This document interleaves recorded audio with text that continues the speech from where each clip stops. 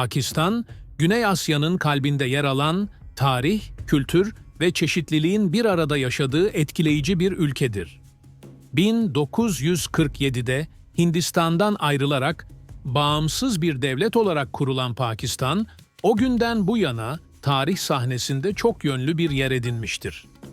Bu video, Pakistan'ın siyasetinden sosyal yapısına, coğrafyasından günlük yaşamına kadar çeşitli yönlerini ele alarak, bu büyüleyici ülkeyi daha yakından tanıma fırsatı sunuyor. Haydi başlayalım.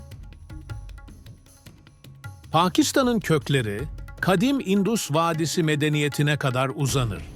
Bu medeniyet, modern Pakistan topraklarında M.Ö. 2500 yıllarında şekillenmiş ve Mohenjo-Daro gibi şehirlerle insanlık tarihine damgasını vurmuştur. Ancak Pakistan'ın modern tarihi, 20. yüzyılda Hint alt kıtasındaki bağımsızlık mücadelesiyle başlar. Muhammed Ali Cinnah'ın liderliğindeki tüm Hindistan Müslüman Birliği, Müslümanların haklarını koruma amacıyla yola çıkmış ve sonunda Pakistan'ın kurulmasını sağlamıştır. Pakistan, anayasal bir cumhuriyet olarak yönetilmektedir. Parlamenter bir sistemle çalışan ülkede, başbakan yürütmenin başı, cumhurbaşkanı ise devletin sembolik lideridir. Ancak ülke siyaseti tarih boyunca çalkantılı bir yol izlemiştir. Ordu, sivil yönetimler üzerinde çoğu zaman belirleyici bir güce sahip olmuştur. Askeri darbeler, siyasi istikrarsızlıklar ve yolsuzluk iddiaları, Pakistan'ın demokratik gelişimi üzerinde engeller yaratmıştır. Son yıllarda yolsuzluğun azaltılması ve şeffaflığın artırılması konusunda önemli adımlar atılmış olsa da bu konuda hala yapılması gereken çok şey vardır. Aynı zamanda Pakistan'ın Afganistan ile olan sınırı, çoğu zaman uluslararası gündemlerde yer alan jeopolitik bir tartışma alanı olmuştur. Pakistan, çok etnikli ve çok dilli bir ülkedir. Resmi dili Urduca olsa da, nüfusun çoğu kendi bölgesel dillerini konuşmayı tercih eder. Pencapça, Sindhi, Peştuca ve Beluçice, ülkede yaygın olarak konuşulan diller arasındadır.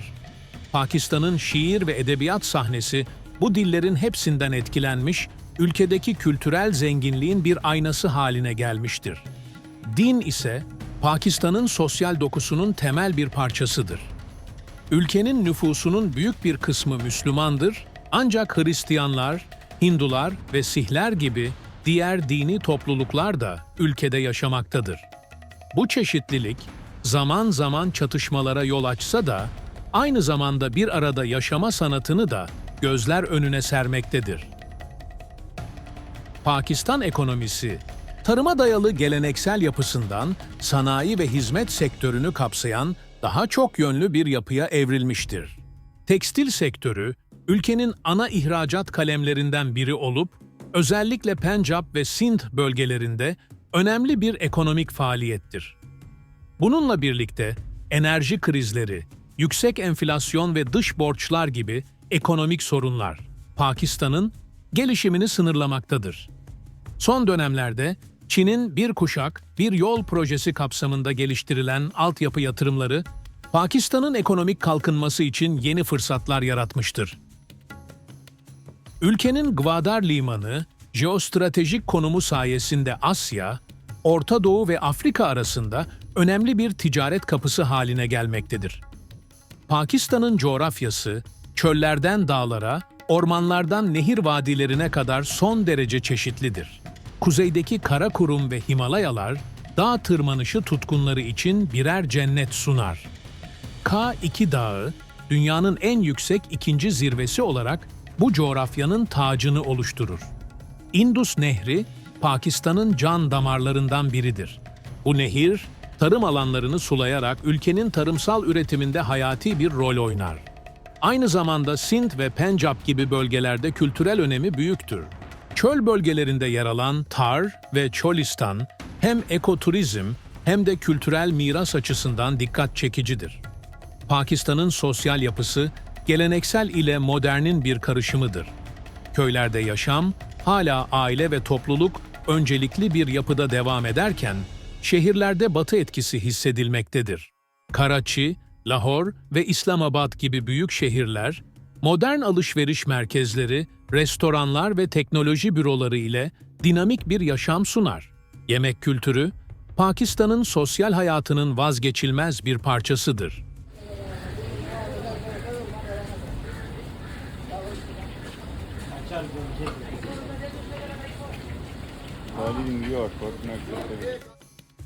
Baharatlı yemekleri, pilav türleri ve et yemekleri misafirperverliğin bir ifadesi olarak sunulur. Biryani, nihari ve karahi mutlaka tadılması gereken lezzetlerdir. Pakistan'ın sosyal yapısında kadınların rolü çok yönlü bir görüntü sergiler. Köylerde kadınlar genellikle ev işleri ve tarım işçiliği ile meşgulken, şehirlerde çalışan kadın oranı giderek artmaktadır. Malala Yousafzai gibi figürler, kadınların eğitim hakkı için verdiği mücadeleyi simgelerken hala önemli engeller bulunduğunu da hatırlatıyor. Pakistan'ın sanat sahnesi, ülkenin çeşitli kültürel etkilerinin bir yansımasıdır. Lahore'un tarihi mimarisi, Mughal döneminin zarafetini gözler önüne sererken, minyatür sanatı ve hat sanatlı eserler, geleneksel sanatın hala yaşadığını kanıtlar.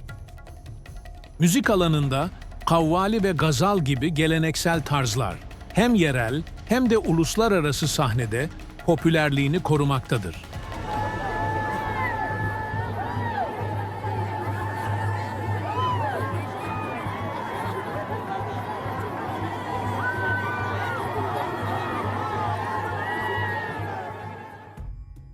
Pakistan, kültürel zenginliği, tarihsel mirası ve dinamik yapısı ile hem ziyaretçiler hem de araştırmacılar için sınırsız bir keşif alanı sunar. Geçmişten geleceğe uzanan bu hikaye, karmaşıklıklar kadar umut ve dayanışma ile de şekillenmiştir. Pakistan'ın geleceği, tarihinden ders alarak çeşitlilik ve bir arada yaşama önem veren bir yolculukta şekillenmeye devam edecek gibi görünüyor. Bu güzel videomuzu bir Pakistan hikayesiyle tamamlayalım. Pakistan'ın çöl bölgelerinde, Tar Çölü'nün uçsuz bucaksız kumlarının arasında kaybolmuş eski bir kervan yolu bulunuyordu. Yüzyıllardır unutulmuş bu yol, bir zamanlar tüccarların ve kaşiflerin geçtiği önemli bir güzergah olmuştu. Ancak son zamanlarda garip olaylar duyan yerel halk, bu bölgedeki ruhani varlıkların canlandığını söylüyordu. Kum fırtınalarının içinden garip ışıklar yükseliyor. Eski taşlardan hüzünlü çığlıklar duyuluyordu. Kimse cesaret edip de bu yola girmeye cesaret edememişti. Ta ki Zain, eski bir tarihçi, bu bölgenin sırlarını çözmeye karar verene kadar. Zain, yıllardır kaybolan bir tarihi el yazmasını bulmayı umarak çölün derinliklerine gitmeye karar verdi. Yola çıktığında yanında sadece eski haritalar, birkaç gün yetecek kadar su ve bir cesaret vardı. Çölün ortasında geceyi geçirmek için kurduğu kampın etrafındaki sessizlik bir anda bozuldu. Uzaklardan yaklaşan bir kervanın silüeti göründü ama bu kervanın içinde hiç insan yoktu. Eski atların, yük taşıyan develerin ve geniş kumaş torbalarının arasında yalnızca bir şeyin farkına vardı. Bir kadın silüeti kervanın başında yürüyordu. Yüzü ise tamamen kapalıydı. Kadın, Zain'in yaklaşmasını bekledi. "Beni takip et," dedi. Sesinin derinliği, çölün rüzgarıyla birleşerek büyüleyici bir yankı yaptı. Zain, karşısındaki varlığın gerçekte ne olduğunu sorgulasa da, merakına yenik düşerek kadını takip etti. Kadın onu çölün derinliklerine doğru yönlendirdi. Eski kervan yolunun kaybolduğu ve kayıp medeniyetlerin izlerini taşıyan taşlara. Zain, kadının yönlendirdiği yolda ilerlerken, her adımda zamanın ve mekanın kaybolduğunu hissediyordu. Ta ki kadının kimliğini ve kaybolan kervanın ne olduğunu anlayana kadar. Kadın, Zain'e nihayet sırrı açıkladı. Bu yol, geçmişin ve geleceğin arasında bir köprü. Kervan, zamanla kayboldu ama ruhlar, ölümlülerin hatırlayacağı bir bedene dönüştü. Ben, burada geçmişi ve geleceği birbirine bağlayan bir varlığım. El yazmanını bulman gerek ama geçmişin yüklerini omuzlayarak taşıman gerekiyor. Zayn, kadının söylediklerini anlamaya çalışırken, birden kumların arasında eski el yazmasını buldu. Ancak onun asıl keşfi, kaybolan medeniyetin ardında yatan gerçeği anlamaktı. Geçmişin karanlık sırları, yalnızca onları doğru şekilde anlayanlar için ortaya çıkıyordu. Geri döndüğünde, Zayn, bu deneyiminin onu sonsuza kadar değiştirdiğini fark etti. Çöl, bir zamanlar kaybolmuş olan kervan yollarını ve medeniyetleri saklarken, bir zamanlar yaşayanların gizemini de saklıyordu. Zayn, kaybolan tarihin ve sırların peşine düşerken yaşamının en büyük keşfini yapmıştı.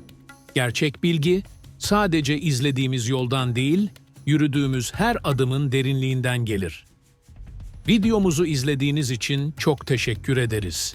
Eğer videomuzu beğendiyseniz, lütfen beğen butonuna basmayı ve videoyu sevdiklerinizle paylaşmayı unutmayın. Ayrıca yeni videolarımızdan haberdar olmak için kanalımıza abone olabilirsiniz. Bir sonraki videomuzda hangi ülkeyi, şehri veya yapıyı görmek istersiniz? Yorumlar kısmına önerilerinizi yazabilirsiniz. Sizinle bir sonraki videoda görüşmek üzere.